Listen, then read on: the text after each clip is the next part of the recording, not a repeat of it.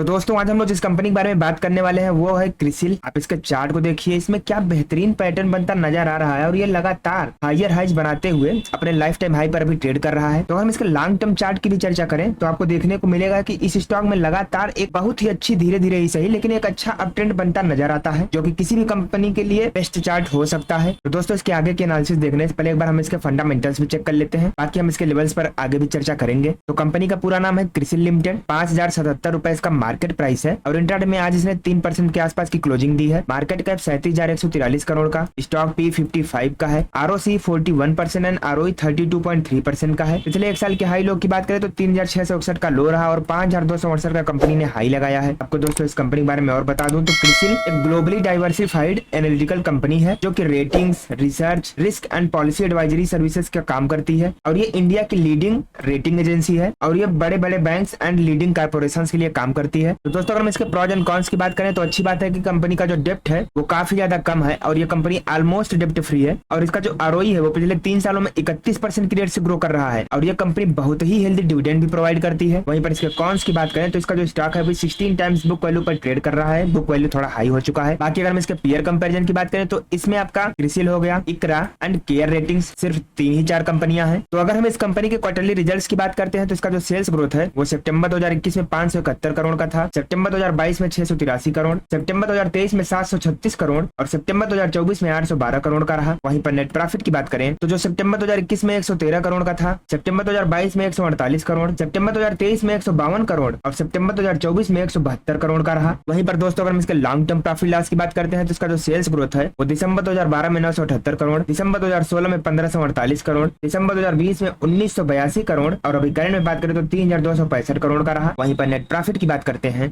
तो दिसंबर 2012 में 220 करोड़ का प्रॉफिट था, दिसंबर 2016 में 294 करोड़ का, दिसंबर 2020 में 355 करोड़ का प्रॉफिट और अभी करंट में कुल 670 करोड़ का नेट प्रॉफिट भी है, यानी कि इसमें लगातार कंसिस्टेंटली ग्रोथ नजर आ रही है। तो अगर हम इस कंपनी के स्टॉक प्राइस CAGR की बात करते हैं तो पिछले 10 सालों में कंपनी ने 11% की रेट से, पिछले 5 सालों में 30% की रेट से, पिछले 3 सालों में 21% की रेट से और पिछले 1 साल में 29% का कंसिस्टेंट रिटर्न दिया है। तो अगर हम कंपनी के बोरोइंग्स की बात करते हैं तो जैसा आप देख सकते हैं कि इसने 2018 में 3 करोड़ का लोन लिया था, तो दिसंबर 2021 तक 132 करोड़ का लोन हो गया था, लेकिन अभी करंट में तो कुल जून 2024 तक बात करें तो सिर्फ और सिर्फ 45 करोड़ का लोन है कंपनी के ऊपर। वहीं पर टोटल एसेट की बात करें तो दिसंबर 2012 में 983 करोड़ का था, दिसंबर 2017 में 1495 करोड़ और अभी करंट में बात करें जून 2024 तक तो 3356 करोड़ का टोटल एसेट है, जिसकी तुलना में जो ये लोन है ये लोन बस नाम मात्र का है, तो लोन को लेकर कोई चिंता की बात नहीं है। बाकी अगर हम इसके शेयर होल्डिंग पैटर्न की बात करें तो क्रिसिल में आपको प्रोमोटर्स की हिस्सेदारी दिसंबर 2021 में जो 66.88% को देखने को मिल रही थी वो सितंबर 2024 में 66.64% है। FIIs की होल्डिंग 6.84% से बढ़कर 7.22%, DIIs की होल्डिंग 6.38% से बढ़कर 12.7% एंड पब्लिक की होल्डिंग 19.90% से घटकर सिर्फ और सिर्फ 13% पर आ चुकी है। तो यानी कि FIIs एंड DIIs इसमें अपना इंटरेस्ट दिखा रहे हैं, जो कि कंपनी के लिए अच्छी बात है। तो अगर हम इस कंपनी की फोरेंसिक एनालिसिस करते हैं तो इसमें आपको 11 पॉजिटिव संकेत, 2 न्यूट्रल और 4 नेगेटिव संकेत देखने को मिलेंगे, यानी कि अच्छी बात है कि कंपनी के ऊपर जो लायबिलिटी है उसमें कोई खास दिक्कत की बात नहीं है। अदर इनकम अच्छी है। कैपेक्स वर्सेस आरओसी की बात करें तो आरओसी काफी बढ़िया है, आरओई भी इनका पिछले 10 सालों से काफी अच्छा काम कर रहा है। कंपनी के प्रमोटर्स ने कोई भी शेयर प्लेज नहीं किया है। रिटेलर्स की जो होल्डिंग है वो अभी भी गुड टाइम टू बाई है। शेयर प्राइस लगातार ग्रो कर रहा है, वर्किंग कैपिटल अंडर कंट्रोल है, कंपनी का जो डेप्थ है वो मैनेजेबल है, सेल्स ग्रोथ लगातार अच्छा कर रहा है, आरओसी की जो स्ट्रेंथ है वो लगातार स्ट्रांग बनी हुई है